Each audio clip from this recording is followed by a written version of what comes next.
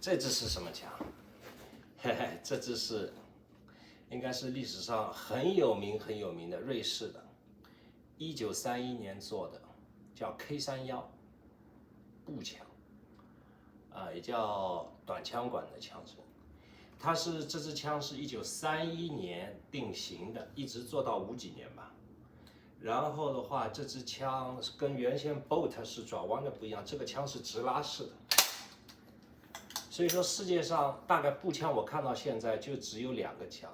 一个是瑞士直拉式的，以后我们最后会看一集，瑞士从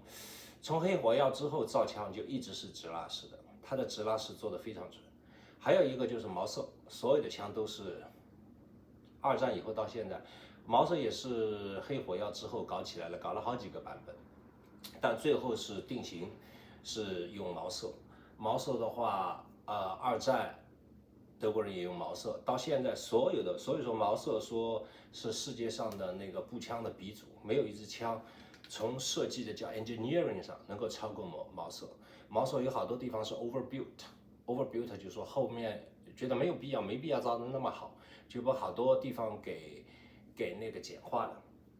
但是我为什么要说这支枪？这支枪是1931年瑞士人设计出来的，这支枪是相当准。准到什么程度？我记得是去年德州有一个人，还是前年，用这支枪带铁苗的，没有，你看到这支枪没有狙击镜啊，就用铁苗打了2000多码，直接上靶，所以这个枪是出了名的准。你看到这边也有这个木头，从头到尾这么长一块木头，然后的话，它这个也是自由枪管，所以你就觉得。我刚才说的那个 Savage 说了半天，我这个自由枪管多少厉害，它一般还是裸露的。瑞士人1930几年，整个木头的枪托从头到尾全部包住，里面也是自由枪管，这个就是工艺。所以说瑞士人造这个枪，大家都知道，瑞士人造这个枪，是用造手表的工艺在做这个枪，这个枪有好几个螺丝，这个叫 bend，你要拆掉以后再重新装上去，是有很烦的步骤的，我大概5分钟到10分钟，还要去靶场，所以说这2个千万不要轻易的拆。然后你看这个是个铁苗，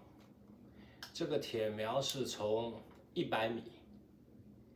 一直可以调到1500米。就是这么简单，它这个像一个游标卡尺一样，每隔100米是一格，然后非常的准，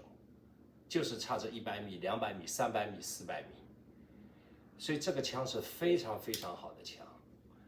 这个枪有2个版本，最早的那一批是 Walnut， 就是说那个是那个叫什么核桃木做的。然后后来我记得50几年还是40年代末的时候做了一批，那一批就是用 beech 做的，可能是叫桦木还是什么。然后这2个枪都差不大多，有人是喜欢老一点的，有人喜欢新一点的，但是这个枪都非常的好，非常的准。而且你看前面那个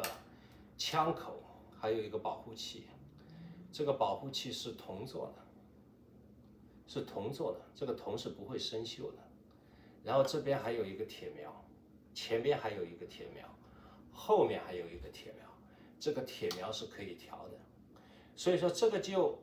比那个用狙击镜好在哪里呢？狙击镜你打猎你都知道，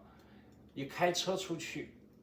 你要是车颠簸的比较厉害一点，那狙击镜是会动的，一动以后就不准了。所以说蛮麻烦的一个事情，但这个铁苗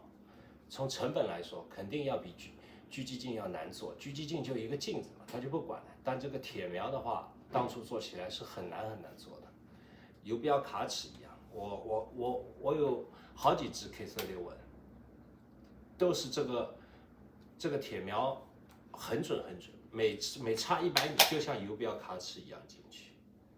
然后这个是直拉式的。直拉式的是瑞士人是很喜欢的，从那个黑火药开始就是直拉式的。我觉得就是，所以说这支枪，我觉得这支枪现在什么价格？这支枪有那个10年前有一个在美国做枪的人，他就说按照现代的标准，包括用同样的钢、同样的尺寸、同样的木头、同样的钢材来做出这支枪。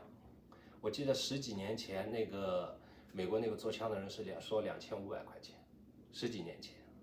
但现在这支枪，我觉得这2年，我知道已经越来越难找了。就是说1级的进口商从欧洲进口这支枪，他们跟我说，品相好的已经很难找了。现在基本上就只能找品相差一点的。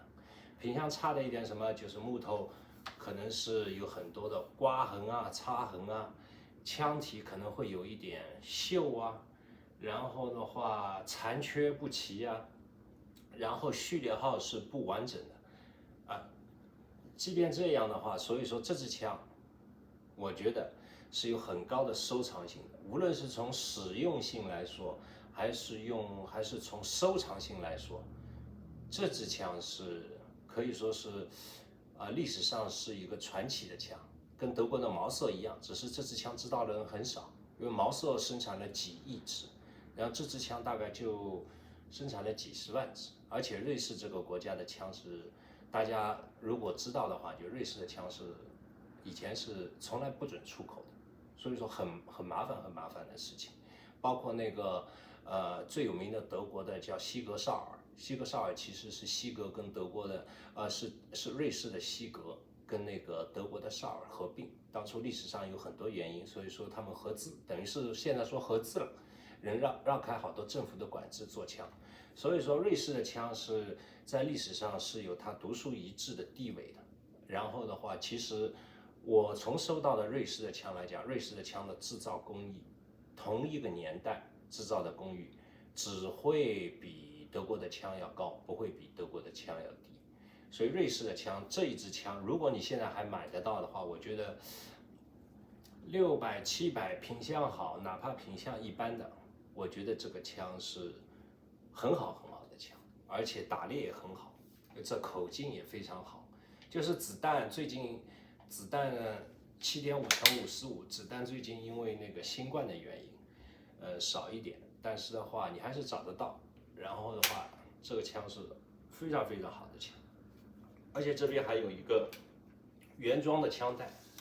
你看到，很简单，设计的很好，